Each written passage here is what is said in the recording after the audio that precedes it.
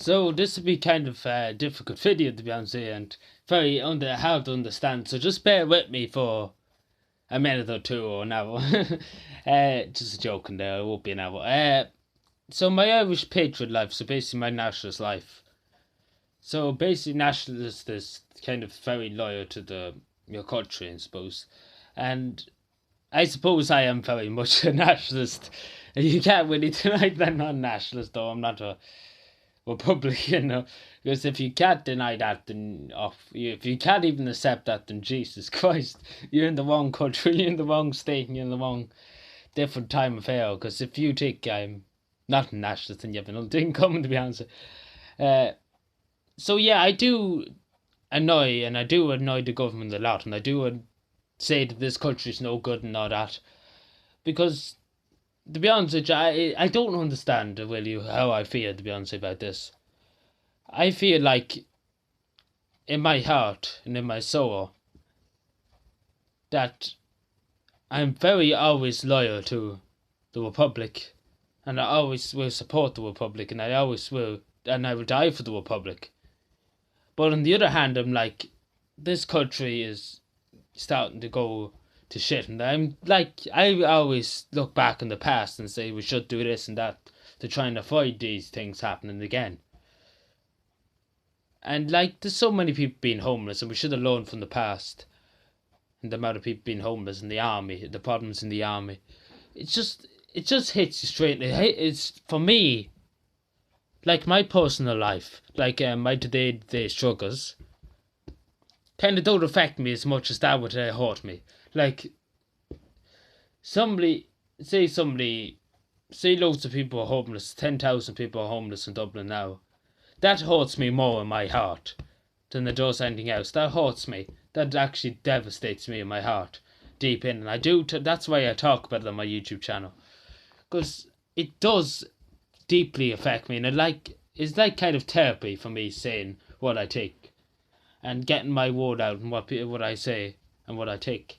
Like, I always feel deep inside of me that I'm kind of a different person, the Irish nationalist, than anybody else, to be honest. Because I feel inside of me, if I did become president or Taoiseach, I know I'm being very selfish and all that, being like I do this and I do that, and nobody else is better than me. But I mean, inside of me, I kind of like, I would love to change this country around for the better and make Ireland the best country in the world. I know everybody wants to do that, but inside of me, it's like a dream, and it's like what's keeping me alive. It's just the hope and the dream and the hope and pray that everything in this country, and hopefully, please God, I see the day where I get to the hour, so to Dáil Éireann, or which means the government and the president's office for the Áras an Uachtaráin, which is the president's office and the president's house. And hopefully, please God, I do hope in my heart and my soul it'd be the biggest honour, and it'd be the biggest glory, and it'd be the biggest, it's supposed to be the biggest thing I ever experienced in my life. If I did get to become president of Éireann, it'd be the biggest thing ever, to be honest. For me, it just, because just the take of what I can do, I know it's different for me saying it now, and then when I probably get in, I won't do anything. But I actually would. If I say, I actually do. That's why I give up on Michael Higgins a lot, because he doesn't feel it in his heart and in his soul, his office, that badly. If I do something very, very wrong in government or when I'm president, like say if I neglect the army and don't give the army proper pay, and then they protest about it, and then they give out about it, it would hurt me so badly inside me that it would probably kill me inside of me, because it'd just be so badly. Because I wouldn't be able to do anything bad as president. I would honestly I wouldn't care about any other country. I'd be too worried about what I'm trying to do here. And I'd be taking in everybody else's worries. Like, they don't do this in America. The thing about Abraham Lincoln, I know I'm getting off topic, but when I learned in school, Abraham Lincoln used to have people come to the White House, and he used to listen to them, and he used to sign pardon notes for crimes they committed and all that. And he used to listen to them face to face. And he used to listen to every worry they had. And they don't do that nowadays in Dáil Éireann, or in any country, the presidents don't interact with people that have something wrong with them and people that need help with things. That's the thing with presidents nowadays. That's how a good president will work. And that's what I hope to do if I ever get in the presidency or anything. I know I am to be honest, I feel in myself that I'm a resurrected Republican. I maybe you've never watched this program before, but did you ever see the Ghost Inside? Kind of a Ghost Inside of Person. It's kind of a TV program that used to be on radio in the UK, and I used to watch it because we used to cricket it in Ireland too when I was younger. And it's kind of about people resurrecting and being in your soul and in your heart. Like, you're resurrected, I suppose, from the dead.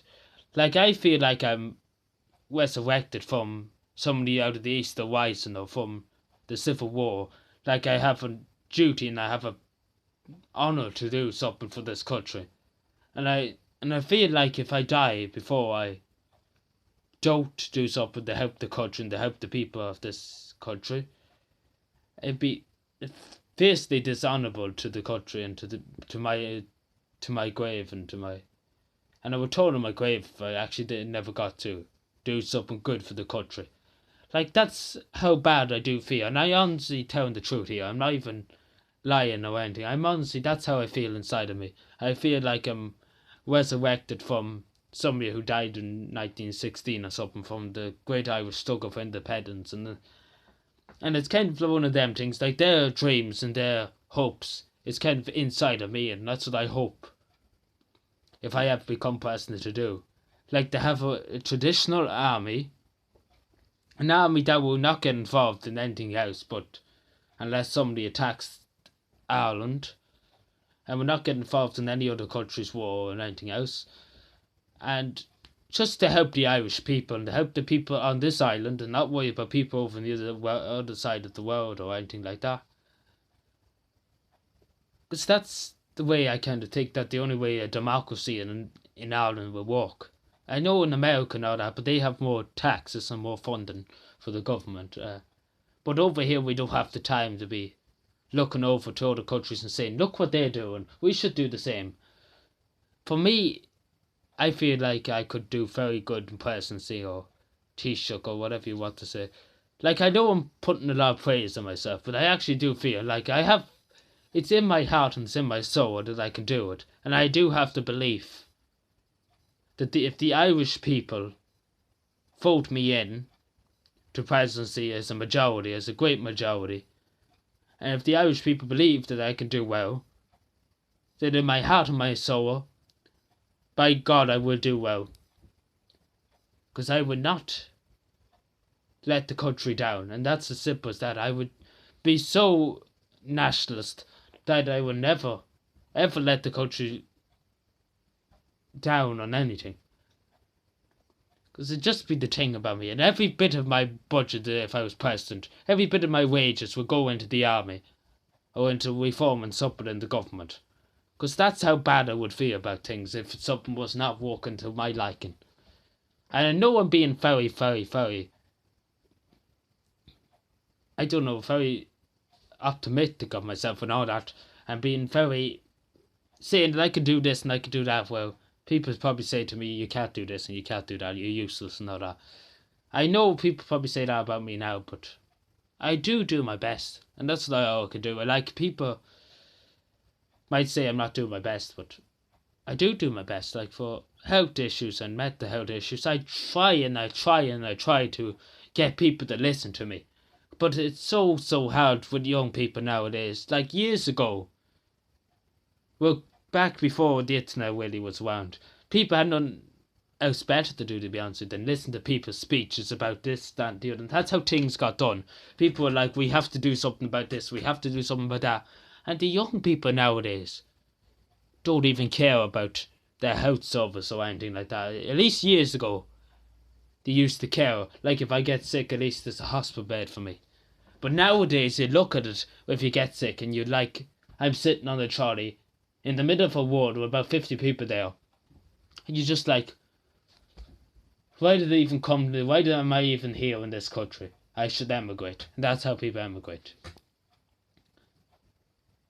Please God, that's all I said that I become president. I know it's about 10 minutes since the start of this video, so apologies for that, because I did go on a lot. It's very hard to explain what I feel inside of me. I know I'm finally kind of giving myself a lot of praise, but I do feel very good about it and very happy about it. So yeah, thank you for watching, subscribe for more, and bye.